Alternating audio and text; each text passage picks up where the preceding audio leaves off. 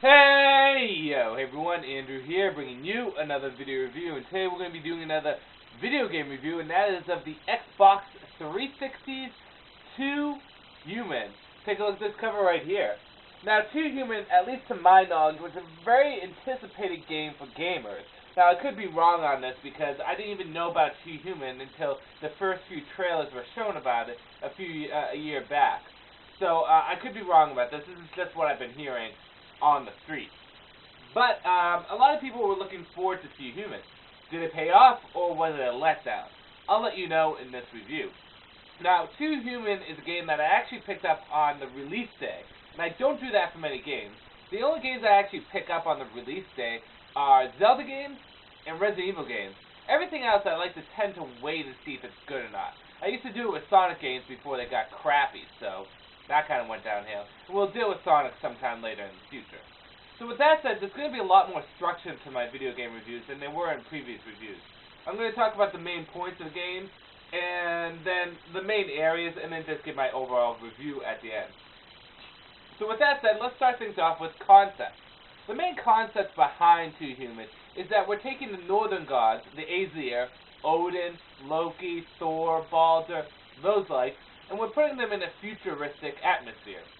Basically, you're taking the mythology and you're mixing it with everything's in the future. The world is basically desolate for some reason that we don't know. We think it's because of the Aesir, but it's never really explained. And technology tends to blend with human bodies. The Aesir are seen as gods, although they seem no more human than any other human.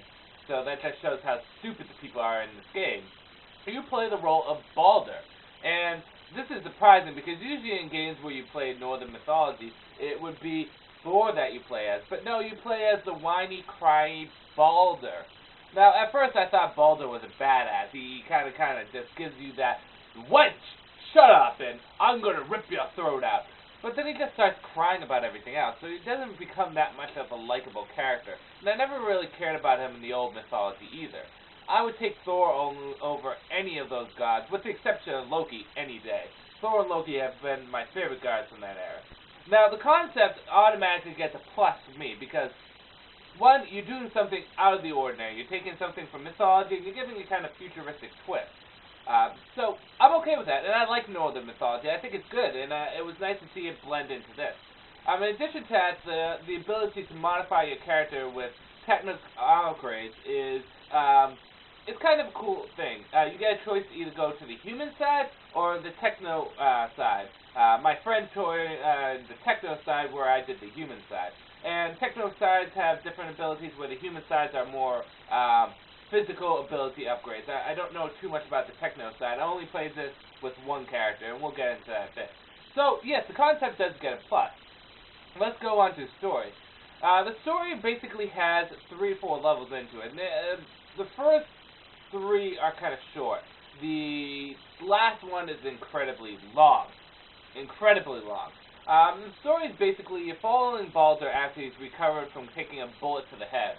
That's why he has all the freaking squiggly blue lines right there. And you're trying to figure out what really went down, because the Aesir are keeping secrets from Balder. In addition to that, you need to hunt down some rogue Aesirs and deal with Hel and Loki. Now, the story itself is a little bland for my taste. I mean, I know they're taking bits of it from Northern mythology, but they didn't give it too much of a twist to really make me like the story that much. So the story itself, I'm not going to give it a negative, I'm not going to give it a positive, so I'll just say it's okay. It does enough to get the job done, but it doesn't do enough to stand out and be fun or unique. Let's go into acting, voice acting. The voice acting is exactly what you would expect. Well, most likely video game voice actors aren't that good. Very rarely do they step above and beyond the Call of Duty. This is subpar voice acting, so I'm going to have to give it a negative here. Usually I wouldn't give it a negative, but for a big game that was supposed to be big, I'm going to give it a down. And next is graphics. This is a next-gen console game. Now, although the graphics may not be up to par with, say, Gears of War or Resident Evil 5, I feel as though the graphics still got the job done, and some of the scenery is absolutely beautiful. The enemies, the characters, and the scenery itself is just absolutely fantastic. So the graphics do get a plus in my book. So let's get on to the gameplay itself. Oh, The gameplay is very interesting. If I had an Xbox controller, I would show you. But you control with the joystick. You have your second analog stick to actually move your sword, hammer, or spear around. And they call it staff, but it's a spear. Come on. And you also have a trigger for your guns. Now, depending if you have a rifle, you have a grenade mode and a regular bullet mode. And then if you have pistols, you have pistol 1 and pistol 2. Guns are really utterly useless because they do basically no damage. And the best that they can do is just wear down the health this much so that when you go into close combat, defeats the whole point of guns. The only thing with guns that I ever found useful is juggling. Now, juggling is a concept in this game when you knock an enemy up in the air and you keep on shooting them while they're up in the air. In addition to that, you also get special abilities. Now, these special abilities build up depending on how much combos you get, and you shoot like flames and birds and shit out of your hand. You also have skill trees. Now, depending if you pick the human side or the techno side, you're going to have different skill trees. And a lot of your skills are going to be based off your spider ability. Now, spider ability is a little spider that's on your back, and depending on what you pick, you can either have like a bomb or a turret, or you can have them do different things. So, the spider ability is kind of cool, but it really lacks because you don't get enough points to put in your skill tree. Just when you think you're doing a good skill path, you lose points and you really don't have enough to fill up the skill path. So the actual gameplay itself is okay, it's mediocre. I don't like the fact that you use the analog stick for your weapon. They could have done something different, but on the whole, I don't have too much complaint. It's actually with the game itself, the actual gameplay with combat that I have a complaint with. First thing is that this game is ridiculously hard. And it's not like hard like, oh my god, this is challenging. It's more like, oh my god, these enemies are ridiculously strong. You'll find yourself dying so many times that you can't even count. Consider yourself to die at least 100 times before you beat the game a good thing. And dying itself, oh my god. When you die, a little Valkyrie comes from the sky and picks you up, and then sends you off into heaven. Now this is cool the first time it happens, but every other time it happens, it's utterly long and boring. Let me just give you an exact time lapse of how long it takes. You die. Ready?